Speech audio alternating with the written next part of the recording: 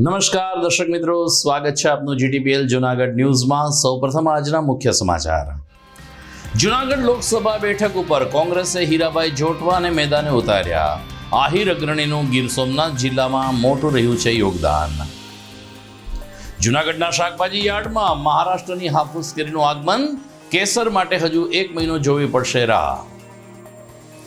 સોરઠના ધરતીપુત્રો માટે જૂનાગઢ ખેતીવાડી ઉત્પન્ન બજાર સમિતિ આશીર્વાદરૂપ બની રહી છે। 1 વર્ષમાં યાર્ડની આવકમાં 135 કરોડનો ધરખમ વધારો।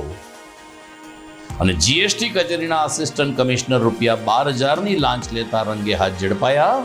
અરજદારને એક કાગળ આપવા માટે માંગ્યા હતા રૂપિયા।